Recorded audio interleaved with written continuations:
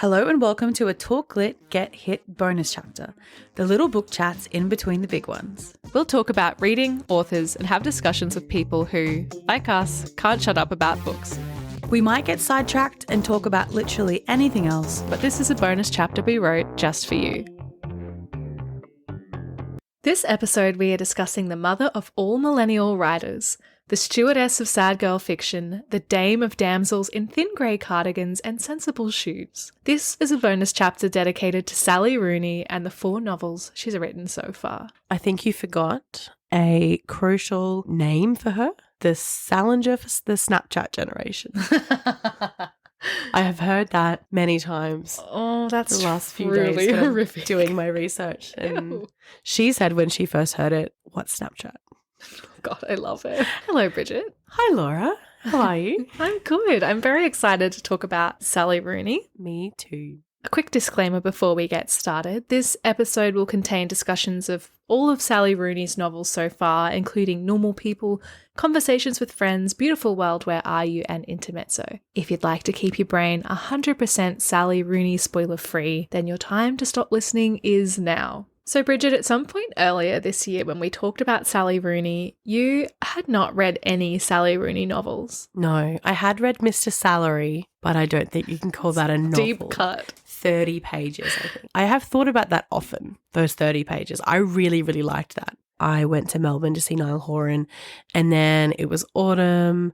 The Tortured Poets Department had come out. I thought that was an apt soundtrack for reading Normal People.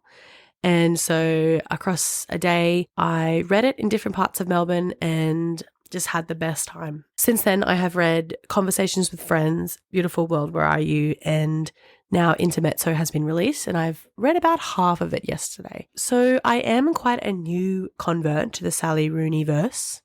But, oh my God, I just made that up. Did I make that up? Or is that real? TM. Oh my God, TM. Rooneyverse. Rooneyverse. Pocket cup. The first person I ever heard talk about Sally Rooney was you. So I feel like you're a big fan. Tell us about it. Wow, I'm really happy to take that title. I do feel like I was listening to you tell your story about reading Normal People for the first time with like this kind of feverish look in my eye, like dilated pupils, like gleaming with joy. I felt like a little bit like I was trying to convert you, suck you into a cult. Rooneyverse. Yeah, into the Rooneyverse. It's a black hole. But yeah, I am a Sally Rooney fan. I first read Normal People in October of 2018, and it looks like I read it again in 2020. I think I must have been getting ready for the show. And I read Conversations with Friends in the same year, so 2018. And I really remember just being completely and immediately enamored.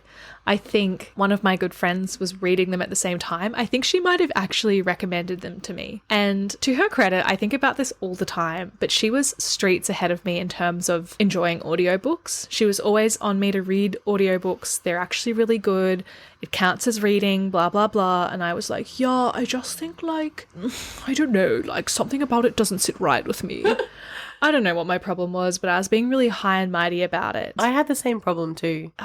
What's wrong with us, honestly? I mean, not to sidetrack too much, but I think it's because around that time, the only people I knew that listened to audiobooks were people that listened to like self-help books. Yes. And I think that's what I equated audiobooks to, like David Goggins sort of audiobooks. That's so true. And also CDs, books on tape kind of thing. Mm-hmm. I guess she wore me down because I thought I'd give it a go. And I never looked back. I mean, that said, I did look back a little bit because I didn't read Beautiful World, Where Are You until 2 weeks ago. And let me tell you, it was too long in between drinks. When I finished reading Normal People, my main thought was that this is the blueprint for all of the books that I love. And I know that you also love, Laura. We love a sort of rambling book with a girl in her 20s trying to figure out life and about her relationships with other people around her. I've sort of backward mapped my way to the start, I feel. When I'm talking about this, I'm talking about books by Diana Reid or Caroline O'Donoghue or Megan Nolan. Meg Mason. Yeah. Madeline Gray. Genevieve Novak. Just all of these books that I love, and I feel like this is the OG. I agree. Overwhelmingly, when I started reading Beautiful World, Where Are You?, I had a real sense of familiarity and a sense of rightness. And I know that sounds a little bit stupid, but I feel like I felt a real conviction, like this is how the story's meant to be told and this is who's meant to tell it. There's just something so true about the way that she captures and conveys these feelings or images to me that is like no other. Not to say that the others aren't great in their own right. It's just so Sally Rooney. I feel like when I'm reading her books, I'm learning or taking a class on creative writing. What she does is so technical, and when I've listened to her speak in interviews, the way she speaks about her process is so interesting. And I compare it to other books we've read on the podcast, like Icebreaker, where none of the decisions make sense. There's no point of difference between this character and this character. No thought, from my perspective, being put into the decisions that the character makes. Like, it sort of just seems like, what can I do here that is scandalous? And that will tick a few boxes or something like that. But I feel like Sally Rooney, you're like walking alongside her characters and you're in that story. I agree. The research process was something that I've been really struck by in her books. I can't really remember how much it plays into normal people and conversations with friends. It's been quite a while since I've read those, but for example, when I was reading Beautiful World, Where Are You?, the conversations that were happening between Alice and Eileen, and like, yes, true to Sally Rooney, they were writing very long emails to one another. She loves an email, and like, just a quick disclaimer to say, yes, I acknowledge that I've complained about emails and books many a time. It's different, okay? They were sharing these big, grand, deep, thoughtful ideas about politics and art history and I don't know, like the meaning of life, and just figuring out all of these things. These conversations that Sally Rooney has just sort of littered throughout her books are things that I would chip away at for years and years and things that I would save up as my very best, most thought-provoking dinner table conversation. Yeah. And I would still not even scratch the surface. It's like you're playing Sims 2 and you've invited the headmaster over and you're trying to get your kid accepted into private school. Yeah. But I was just so struck by an interview I listened to with her, where the interviewer, I think, was asking her if the things that her characters are grappling with, like as they're working through these topics or issues, is it Sally Rooney working through these topics or issues? Are they themes or ideas that she already has that she's sort of inserted into the text? And her response was basically like, no, they just come to me. Like, I just inhabit the character and that's what comes out. Like, I guess on a level I must be thinking about it, but no, not really. Reading her books, I am very intimidated by her. And when I was listening to a few interviews that she had done in the promotion cycle for Intermezzo, I was sort of struck by how likable she was, because I thought I would still be scared of her. Me too. But she's quite friendly. Yeah, which made me like her more. Yes, she's just so smart. But she's, I don't know, she just seems so normal. I'm desperately trying to find a quote and I can't find it. But there was a part in the book where it actually felt like she was reading my mind, because there was one of those very long, very intelligent conversations. And I was thinking, all of my messages between my friends are like, lol, look at this. And there was a line where she said something like, more and more I find myself just sending LMAO. And I was like, oh my God, she's reading my mind. But that's literally all I send. That's the problem. Yeah. I don't send these other conversations. No. I'm just like, lol. Yeah. Crazy if true. Yeah. Random. So wild. I think she is like an aspirational person. I would like to be like her when I grow up. Me too. And just hearing about the way that she views her work and her career and her place as an author in the world, it's all so interesting. And everything she says, I'm like, good call. That's right. You're a genius. Once You're the again, best. Ding, ding, ding. I'm a real simp for Sally Rooney. Sally Rooney does prefer to stay out of the spotlight and just let her work take the focus. But we do know that she was born in 1991. So she is 3 years older than us. We have 3 years left of growing to do before we can be hopefully as smart as her. She grew up in Castlebar in County Mayo in Ireland, and she went to Trinity College in Dublin. When she was there, she was the #1 debater in Europe, confirmed. Wow, that makes sense. It really, really does. And so she wrote her first novel, Conversations with Friends, over a few months while she was doing her master's degree. According to Wikipedia, she started but did not complete a master's degree in politics and completed a degree in American literature instead. And then the one other thing I know about her is that although she has lived in other places around the world, she lives in her childhood hometown of Castlebar. She is married to John Prasifka, who is a mathematics teacher that she met at college. That's all I know. She keeps her cards close to her chest. I did listen to an interview where they asked her what things she likes to do for hobbies or when she has downtime. What she says that she is not interesting in any way. She does normal things. She reads books, watches TV, watches movies, music. And she's also said, there's something in me that resists being humanized. Why do I love her so much? Yeah. I think I might have listened to that same interview, and let me tell you, she sounded so stressed when she was trying to explain how little she does in her downtime. She was like, I'm really not interesting. I think I would be stressed too, because I don't know how many times in that interview alone she said, I don't like talking about myself. I like talking about my work. And then pretty much every single question that interviewer asked her, I think it might have been for the New York Times, was pretty much about herself and whether her work is autobiographical, even though she has said many times it's not. I thought that was really interesting because I am camp assume Sally Rooney's work is semi-autobiographical. I do too, because there's so many things in there that are seemingly the same as her life. Her mother works at an art centre, like Margaret does in Intermezzo. The debating. Trinity College. Yeah. Being an author. I guess those are broad things. I mean, how many people in the world are authors? How many people have been to Trinity College? And I guess, like, hats off to Sally Rooney for doing what we always say authors should do and just staying in your own lane and writing what you know. And I also really respected her views on that, where she was saying that this correlation or like this idea that her work is autobiographical is something she's never fed. It's something that's completely made up by critics or readers. Flowing into that, she seems so comfortable with the idea that once her work is done, once the book is published, it's out of her hands. It's not really hers anymore. I think she's had a quote that she's not going to be, standing over a reader's shoulder saying, you didn't understand that, or that's not right. Again, I feel like we've said this before, but more authors should probably take that stance. Yeah. It must be freeing if you can get to that point in time, because honestly, I think if I were an author, I couldn't do that. Oh, I could never do it. I would be up until 3 a.m. every day of my life being like, Giabal, controversy. Giabal, I hate her.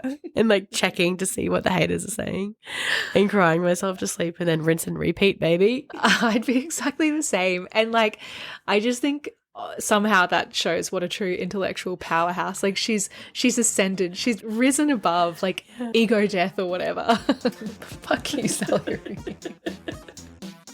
I know we kind of joked about it at the start of the episode, but often I do see Sally Rooney described as the first great millennial writer. I know we have feelings about that descriptor. And I think if it weren't for TikTok, I wouldn't be seeing that as a negative. But I do believe it to be true. I think that the way that she captures that moment in time and the thoughts and feelings and aspirations of that generation are so... I mean, I used the word true before, but it really does ring true to me. And as a little exercise, I had a scroll through my Tumblr archive. Oh, amazing. To have a little look at some of the quotes that I was reblogging throughout this time. Because I think something that Sally Rooney's writing does for me is it connects me with this kind of weird mix of nostalgia and yearning and sadness and optimism that I was experiencing in, 2010, 11, 12, 14, whatever, when I was reblogging these things on Tumblr.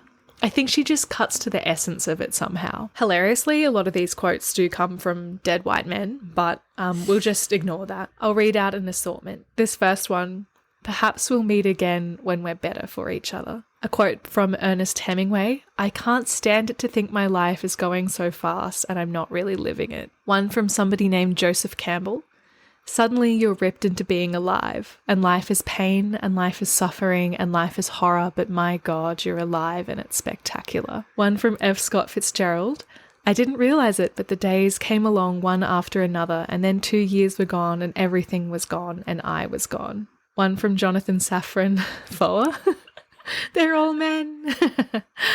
Time was passing like a hand waving from a train I wanted to be on. I hope you never have to think about anything as much as I think about you. And one from Van Gogh. And then I have nature and art and poetry. And if that is not enough, what is enough? And I think these are all themes that run through Sally Rooney's novels. I think Tumblr writing, when done well, is the best kind of writing. And I will die on that hill. I'll die with you. Yeah, we've conditioned ourselves to love this kind of, I don't know, melancholy, desperate descriptions of things that are really often really sad. And I love it. Anything that can just strike straight to my core and give me the feeling of just utter sadness. Mm-hmm. Spectacular. Give me 14 of them. Here's one that I reblogged on the 30th of October 2011. When someone loves you, the way they say your name is different. You know your name is safe in their mouth. I think I reblogged that too. I think it's just, it is Tumblr. It's like grown up Tumblr. It's more intelligent, definitely. But it does remind me of that era as well, even though I wasn't doing any of the things that are described in the book. But because there's no contemporary references other than a mobile phone sometimes in her books, it feels timeless like a classic does. Really appeals to me. Me too. The way that authors deal with technology in their books is always something really interesting to me, but I think that she has a way of integrating it without having it become any sort of central point of connection between the characters. Like, yes, we have the emails, but they could be letters. They could be phone conversations. And nothing takes me out of a book sooner than I saw it on a TikTok or I turn on a Taylor Swift song. And it's almost like an alternate universe, I think, when you have books that, you know, they might be texting, they might be emailing, but it's just the story is happening as you're reading it. And I like that. It's not dated. It's funny you say that about the emails. I was reading a Vogue profile and she told them that she's not somebody who's really popular, having maybe 4 or 5 really close friends. They keep in touch by email. And she says that she remembers someone saying to her when Conversations with Friends came out, oh, it's really retro that they use email. And she was like, oh, what? I love emails. So she really is just living in her own little world, I think. And I love it. I love it too. I do remember being quite struck when Connell and Marianne were writing their long emails to one another. I couldn't tell you the last time I wrote an email to a friend. No. Maybe high school when we were like pretending to do work. That might be the only time. Yeah, so true. Some unhinged shit would have been on those school servers. I definitely agree about her being a millennial representative. I read in an interview that she is aware of how generational her work is. And to me, that makes sense because you're right, but you know, she has started her career as a young woman and now she's in her 30s. As she grows, so do her characters. I thought it was funny when I read Conversations with Friends a few weeks ago. I think Nick is 31. Yeah. And he's like an older man. He just seems so put together until, you know, they sort of get together and then they find out what's going on really in his life. But he just seems so glamorous, him and his wife. That was her first novel. I think she was 26. But now she is 33. And her latest book, Intermezzo, there is a 22-year-old and there's a 32 or a 33-year-old. I can't quite remember. But refreshingly, the 32-year-old is still trying to figure things out as well. That's something I noticed from reading Beautiful World, Where Are You? I'm not very far through Intermezzo, but obviously normal people, they're based in high school. It's a high school college relationship. Conversations with Friends, as you just said, they're in like early years of college. And although I think the themes are similar across her books, like the characters are still always grappling with, I don't know, like capitalism indirectly and political Existence. change. Yeah, the weight of existence, impending like societal collapse, and like their place in the world and how to find meaning in that existence and, you know, where they fit in. I think those questions are asked throughout all of her books. But I was really struck reading Beautiful World, Where Are You? To see her characters grappling with issues like marriage. And I found it really comforting. I think because I respect her opinions on things so much as well, I felt so reassured we were having the same experiences, having the same questions about this point in our lives. There was one really nice quote from Eileen where she was, I think, emailing Alice about her choice to have a baby. And she said, I suppose I think that having a child is simply the most ordinary thing I can imagine doing. And I want that, to prove that the most ordinary thing about human beings is not violence or greed, but love and care. To prove it to whom, I wonder. Myself, maybe.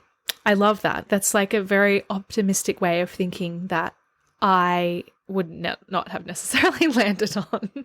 There was another quote from Beautiful World, Where Are You? That stood out like those Tumblr quotes I used to reblog. And it said, when I try to picture for myself what a happy life might look like, the picture hasn't changed very much since I was a child. A house with flowers and trees around it, a river nearby and a room full of books and someone there to love me. That's all. Just to make a home there and to care for my parents when they grow older. Never to move, never to board a plane again, just to live quietly and then be buried in the earth. Wow. It just, like, it's like the grown-up version of all of those Tumblr, like, there will be flowers, there will be laughter, there will be books. Yeah. There's a quote that sort of ties in with that in Intermezzo that I really, really loved. After weeks of sleeplessness, he wakes now only to hear her turning on the coffee machine in the morning, low, pummeling sound through the wall. Peace so intense and complete he could weep, just to inhabit lightly the space that is cleared for him by her tactful silence. Oh, it's so lovely. It is reminiscent of Tumblr. There's one piece of writing on Tumblr that I always think about, and I have tried to find in the last few years a few times to no avail. I don't know how hard I've looked, but I do often think about it, and it was something like 10 rules to live your life by, and I have no idea who wrote it, but it was basically this sort of language. And it was just like, find the biggest jacket you can find the biggest hill, get up before dawn, watch the sunrise. Oh. Number 2, get home, fry an egg in butter, eat the whole thing, sigh out loud. Oh my God. And then brew a pot of tea. Shivers up my spine. Drink it, breathe it in, sigh again. It's something like that. And I used to be obsessed with this thing, like when I was at uni. And I just thought, this is my ideal life. And I remember that I used to have this hill at the end of my road where I was living when I was in uni, and I used to go down there and just watch the sunrise. And it was so beautiful. And now they're building a house on that hill. So isn't that just a commentary on the way our world is going? Too right it is. God, we were really conditioned to be Sally Rooney fans, weren't we? Pretentious? Tick. Hate punctuation? Tick. Yeah. Do you want to talk about the punctuation hate? Yeah. Okay. This is the most common criticism I see of people, and I say, I just hate it. I just don't know why she just can't use quotation marks.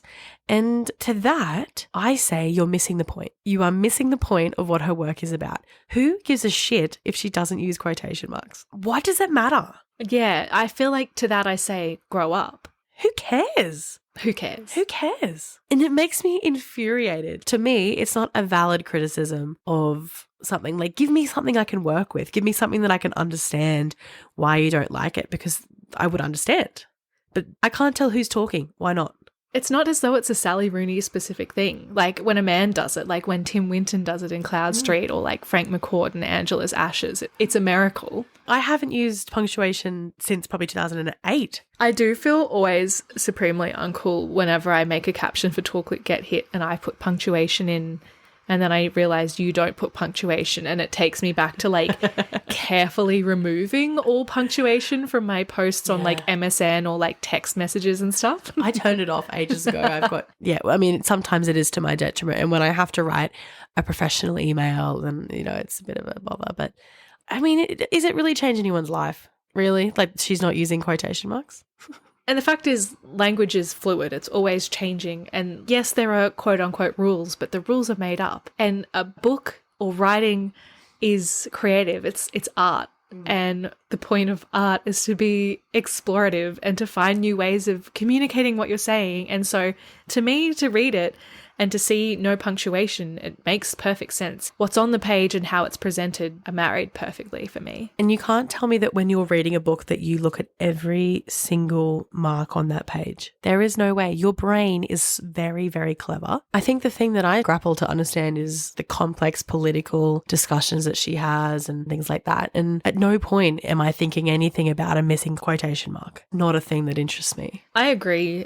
I think if I were maybe a slightly different type of person, I'd feel a little bit ostracized by how intellectual her books are. I mean, almost now I feel a little bit threatened by how smart she is and how sharp I find her characters. I've just started reading Intermezzo, for example, and I'm not very far through, but it's a little bit of a change of format from her other books in that the sections written from Peter's point of view, so far in at least, are really fragmented, almost stream of consciousness kind of style.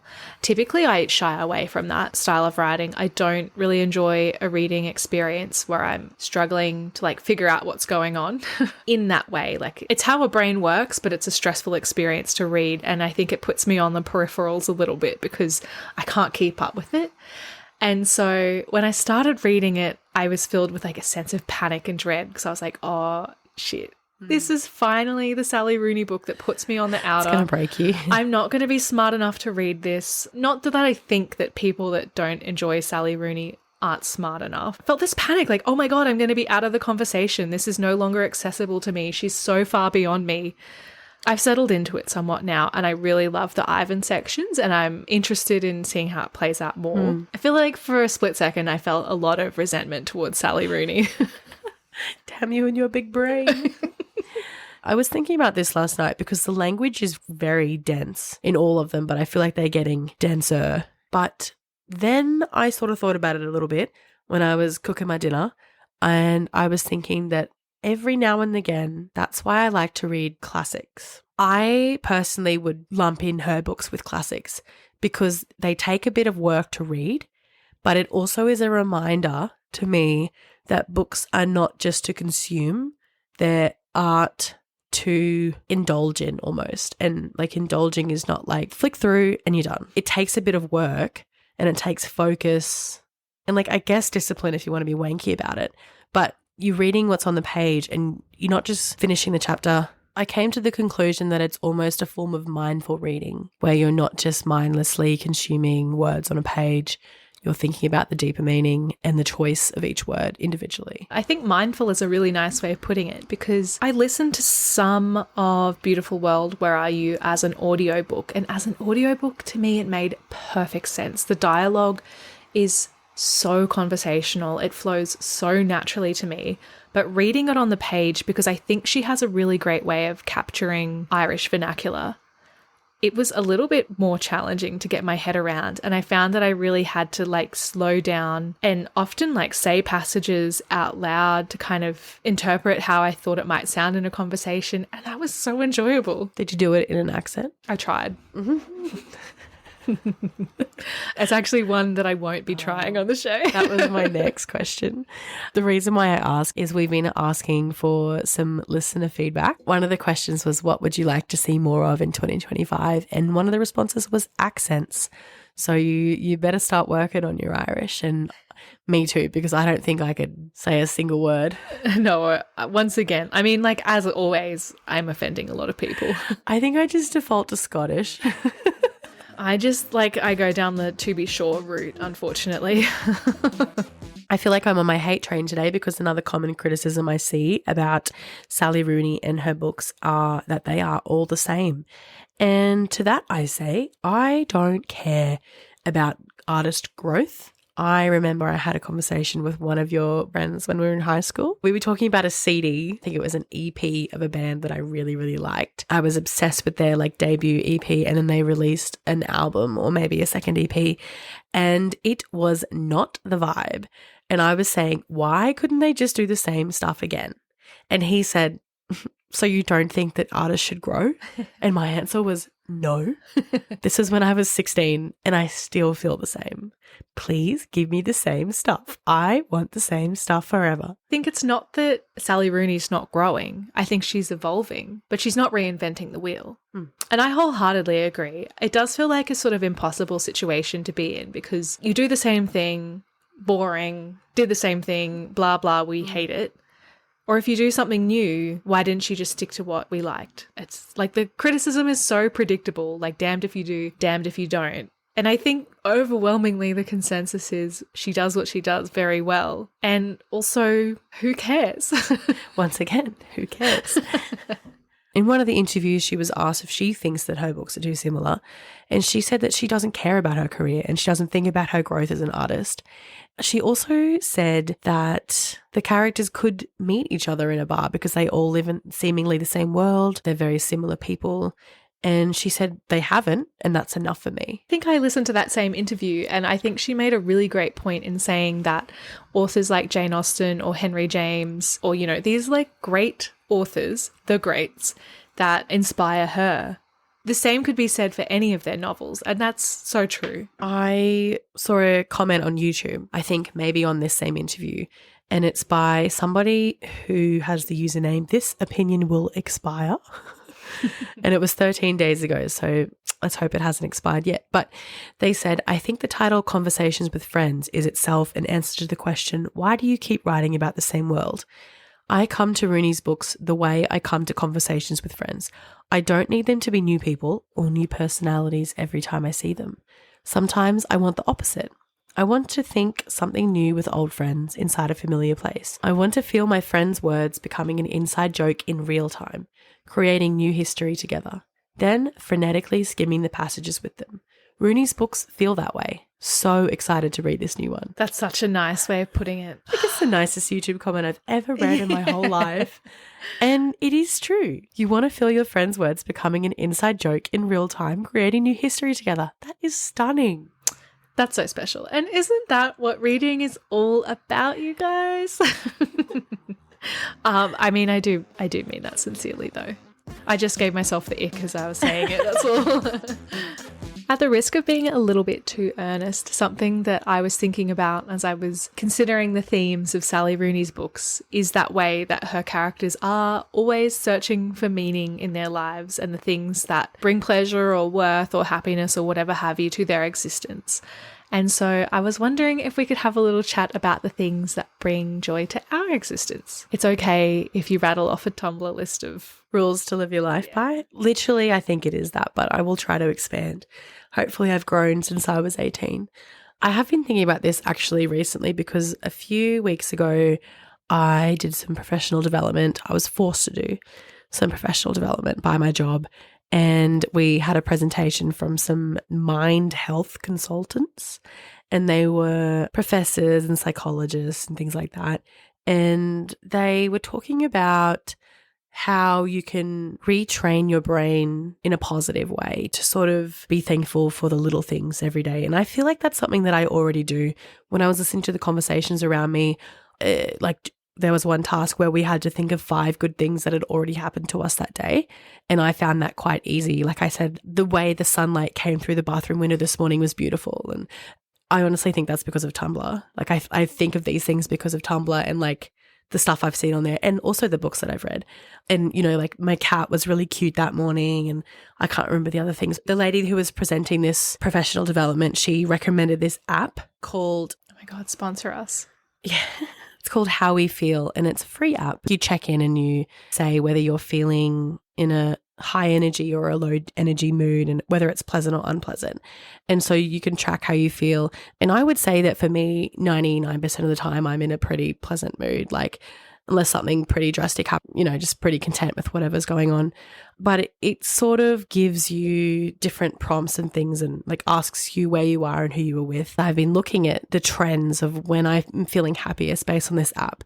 And it is when I'm with myself, when I'm with my family, when I'm with my friends, when I'm with my partner, and when I'm with my class at school. So I think the things that give my life meaning is friends, family, my work. I really do love my job, even though I wish that I wasn't a slave to a capitalist society. And then I think also doing the podcast, I think really gives my life meaning because it's like a creative output that I've been missing for a long time, I think probably since high school. And I think the last thing that gives my life meaning are my 2 cats, Naboo and Bolo.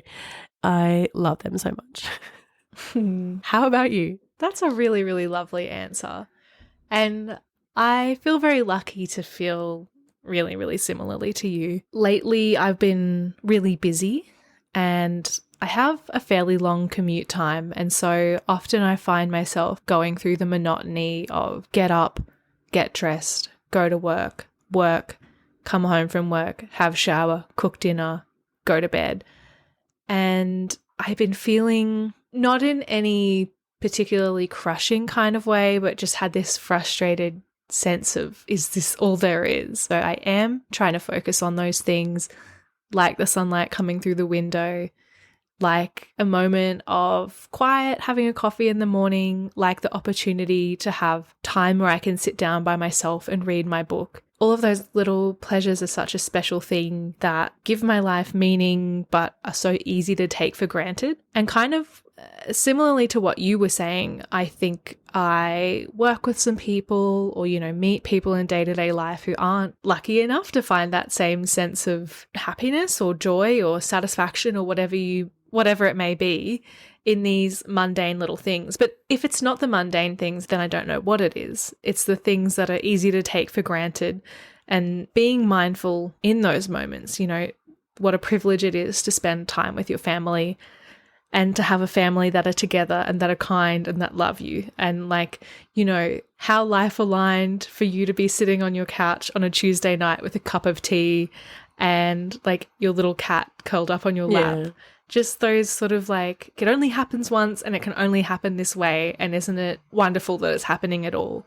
Just trying to embrace a frame of mind to acknowledge those little things as they pass by is what gives meaning to my life. Wow, what a nice way to end the episode. Let's ruin it by doing a ranking of our books. Okay. Honestly, I haven't really thought much about my ranking. I don't know where I would slot Intermezzo in. I've only read about half.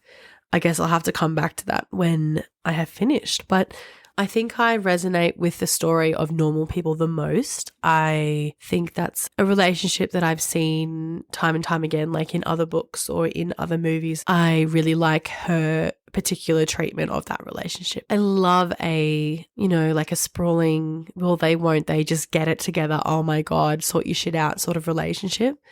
And I love that it's unfinished. I love that it's upsetting. And then I think maybe my second might be Beautiful World, Where Are You? At the start of it, I wasn't thinking that I would have that second at all. But yeah, when I finished it, I think for those sort of things you were talking about before, about the sort of ruminations on motherhood and marriage and, I don't know, life in general, I think that sort of pushed it ahead of Conversations with Friends for me. And Conversations with Friends, I'm not that big of a fan of. I still really like it, but I don't like the characters as much. I think there's not much to like about Francis or Nick. I don't really like Nick, but I am aware that it might be because I don't like Joe Alwyn. And I just can't really separate that from him in my head. So fully aware I'm coming into this with a ridiculous bias.